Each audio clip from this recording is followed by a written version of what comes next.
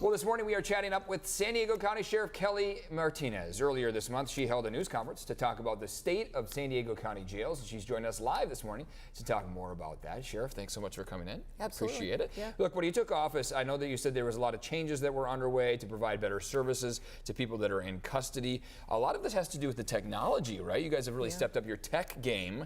Talk to us about that, what the changes have been and how it's already been helping the department, and what's down the road when it comes to tech and advancing the department. Yeah, thanks for asking. Our jails, as most people have heard me talk about, are really old. They're about 40 years old, many of them. They weren't built for the technology that we really want to implement now. Right. So the first step was about a $16 million wireless upgrade, and that'll be finished early next year. So that's enabled us to add body-worn cameras in our system, which has really helped with de-escalating situations in the jail, just like it did when we rolled them out in the field. So that's helpful. It tells us exactly what's going on when it happens. They've got audio.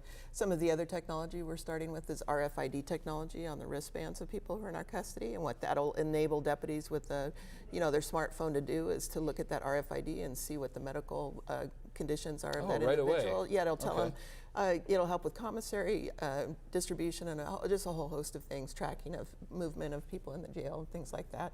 There's a lot more coming. There's a lot of connectivity with our medical records now that we didn't have before. So doctors who are working with some of the patients in our custody, they can look and see what someone's medical record is, who else has touched that individual, things like that. I want to talk about the homeless encampment ban. The city of San Diego making some decisions about homeless encampments, potentially pushing out homeless to other communities, like in Poway, for example. They enacted their own ban because they were worried the homeless may go there.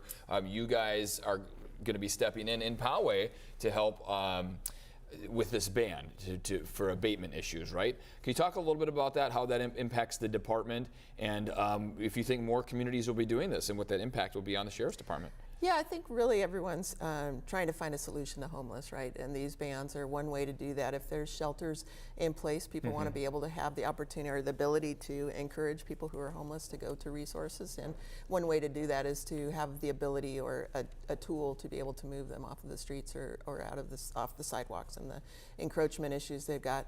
The city of Poway recently enacted a similar ordinance that the city of San Diego has. So they have a really small homeless population in Poway, and we've been working with them for years on those populations as well as the rest of our jurisdiction. National Night Out coming up on Tuesday, right? This is always so fun for you guys. You get to connect with the community, kind of show a different side of law enforcement, if you will. What do you guys got planned? We have a lot planned. If you're in sheriff's jurisdiction, just check your local station or substation and you can go there. Take the kids. They just love it. They get to try on bulletproof vests, and they get to look at all of the other different tools and things that we use. You get to talk to deputies and the station captain, the crime prevention specialist. So it's a great opportunity. I hope people will come out. Most of them run from 3 or 4 o'clock in the afternoon until 6 or 7 o'clock. So just check the website and they'll tell you exactly where they're at. A lot of critics still concerned about the jail in custody deaths and the protocols surrounding that. Your department's been hard at work to try and bring those numbers down. What have you guys been doing?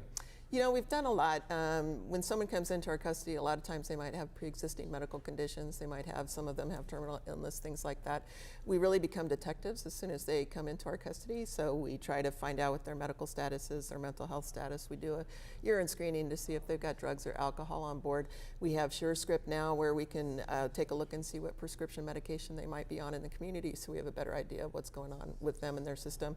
We refer people to community health care, to hospitals if we aren't able to care for them in our custody. So we're doing a lot to track their health care while they're in our custody. I've got some amazing staff who work really hard. Awesome. Well, thank you to you and your staff for keeping us safe here in the county. Sheriff, thanks for coming in and chatting about the ideas and the concepts on everyone's mind right now, and the issues that you guys are facing. Really appreciate it. Yeah, absolutely. Thank you. All right, thank you, Sheriff. Stay with us, everyone.